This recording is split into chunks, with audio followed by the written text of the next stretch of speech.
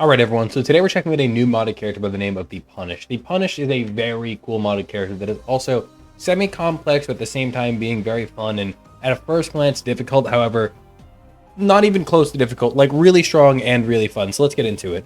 So the Punish has a lot of really unique things going for them. Now, first of all, you'll see the pocket active. We'll get into that in a second. Pretty much everything we need to show up does involve an active combat room, so let's go over some boring stuff first. Pretty much base stats, whatever, they're all normal. Health is pretty poor to start with, but you'll see why that doesn't matter very shortly. And we also have a new quote-unquote consumable, at least it's next to the consumables. So upon entering an active combat room, you'll see that number goes up. It's 1 out of 2. Those are the purgatory, like, ghost things that you see. So we step on it, it functions as normal. All that counter is to show you how many of those are currently in the room. So because we're not in the combat room, there's 0. Back then, there were 2. However, you'll also notice that actually charged our active item. So if we go back into this room and we step on this purgatory thing, we'll get a charge, and we're going to go try just running our way over to the other one. We have another charge, and if we use it, we actually get like an astral projection proc, which is really good because now, obviously, if we get hit, then we're going to teleport back to the body. We can try to use our wisp as like an orbital or run around to the purgatory ghost. Either way, very solid forms of damage right there. So yeah, basically that's a majority of the combat for this character. What it's going to consist of a lot is running around using your movement in your environment to your advantage, rather than the normal like shoot enemies and kill them. It's a lot more movement focused because you have a lot of options there. First of all, you have the purgatory ghosts everywhere that you want to try to run around and get towards, but on top of that you have liberation, which apparently can break rocks. Not quite sure what that was about, but you have liberation, which will turn you into a ghost, give you flight, and negate 1 hit of damage. So there's a lot, like a ton of options there for you. It's a very interesting, unique play style, and the mod developer did say that he designed it to be one-handed because he likes playing it while he's laying down, and that's like actually so fair. So if you like playing video games while you're laying down and you ain't doing anything and you're just like, I kind of want to play a game, kind of don't want to do anything. Right now, I am just standing up because I'm at a standing desk right now. My life sucks. Don't worry, I know. I'm at a standing desk right now. So I'm just standing here. I could be eating this brownie right here. There are brownies in front of me, I promise. Also, wasn't looking at the screen. Sorry about that hit. But I could be eating this brownie right now and playing this character because most of the combat is oriented around things that aren't shooting. Yes, I can shoot. If I bring my other hand, we can use this. Does that look like it matters? Like, it really, at the end of the day, does not matter. This character is a ton of fun and has a Tainted variant, which we will go and check out now. One thing I would actually like to quickly throw out there is that, yes, there are synergies in this game. Okay, so we have some, basic stuff going on over there. You can see that our cap is increased to 24 portals for him. And on top of that, look at Brimstone. All right, it's super cool. The amount of ghosts we have spawning out of a portal is a ton right now. So in case you were worrying about this character scaling, he does scale very well. So next up is Tainted Punished. And let me be honest, I love this character. So how I record things is I do the non-Tainted variants, then I pause the recording, go play the Tainted, figure out what they do, then I come back, finish the recording. So this is fresh off me learning what this guy does. I really thoroughly enjoy this character. The best part about the character is when your game crashes. I love it. Alright, but in all seriousness, crashes happen. It's modded. I have like 100 mods installed. You can't blame a single one. This is how the character works, alright? Once again, one hand on the keyboard. When you walk around, you charge up a Monsters Long type shot with these ghost projectiles with this sound effect that at first I didn't like, and then I heard it a bunch, and I was like, actually, I kind of like this, which is usually the opposite. But yeah, you're just walking around. That's it. No other hand, you're just going to walk forward, shoot. Every time you shoot someone, they do these like explosion type things with the same sound effects as Purgatory. I couldn't actually tell you exactly what that explosion does. I believe it adds a little bit of AoE and maybe just a little more damage, but on top of that, you have this pocket active item called Flashback.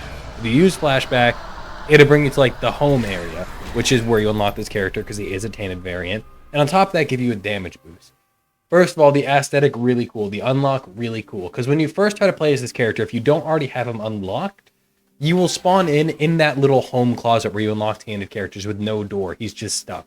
I know there's more lore behind this mod than I know. I don't typically follow lore, but from the little bit I am gathering, it is really cool. Also, I don't know what the red rooms are about, though. I'll be real with you.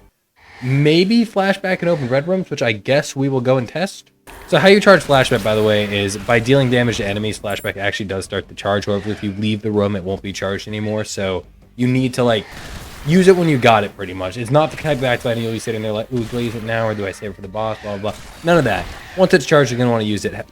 No charges stay between rooms. As you saw there, we had like a little bit of charge left. It was still gone. So you won't get it in every room, but you will get it sometimes. Though, you know, those red doors are much more visible now. Let's, maybe even using flashback twice. We'll try using flashback again. Also, in case you haven't noticed, I know I haven't said this, but, okay, it does stack, but flashback does give you at least a damage upgrade, which is cool. Okay, so it does open red room. So if you use it next to a red room, you can actually get in there for free, which is going to give you access to a good amount of red rooms over the course of a run, because it does allow you to see the outline, so you're not going to be guessing. That is really, really strong. That is free red rooms. That is good damage to start with. I love Monster's Lung. The movement thing, it's weird. It's wacky, okay? It's really weird having to, like, shoot by just moving and then turn around, aiming, letting go. That's whack. But I really like it. I think it's really damn cool, really damn unique. I think this entire character is genuinely one of the best modded characters we've seen from the modding scene, period. Not that there aren't a lot of great modded characters, because there really are. But this guy literally said, hey, I kind of like want to lay down and play a character. Then not only just design a character which you can do that, which wouldn't be too hard. I mean, that's, you know, just make it so he shoots in some other way, right?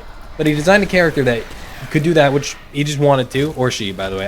I do not know that. I just blew myself up.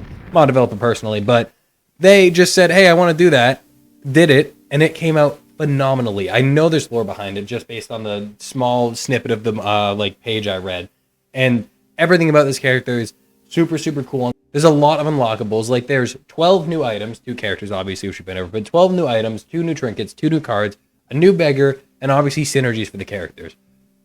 I am just saying there was more work put into this character and a lot of modded characters that I've seen than characters like Apollyon or Lilith. Genuinely, these just scream unique. Even Tainted Apollyon, it just complete trash here, but there aren't other characters you're going to play like these, especially the non-Tainted. I will be honest, I love the Tainted. I think he's more fun to play for me personally, but he's definitely less unique than the first one. It just looks like Purgatory on the surface. Once you play it, you'll actually feel something different. It does not feel like you're just playing, oh, I gotta run Purgatory, especially with the synergies. So yeah, everything I mentioned is unlockable. You do have to unlock it. Like I said, if you do not have the Tainted variant unlocked for this character, it'll spawn you in the home, and you won't be able to do anything. So if you're loading in there and you're like, why am I here? Where's the fucking door? That's why. Go unlock it. It's the same unlock method as all of them. The mod page, which will be linked in the description, says everything you need to know. I, like, 100% just get the mod. If you like modded characters and that's your type of thing, this is worth it. And if you don't want to do modded characters, this is worth it. Like, you have 3 save files. Use one of them. It is 100% worth it, and I highly recommend this character. We'll definitely be checking out this character soon in some runs, but for now, thank you so much for watching. If you enjoyed, leave a like, comment, subscribe, do whatever you please, and I'll see you next time.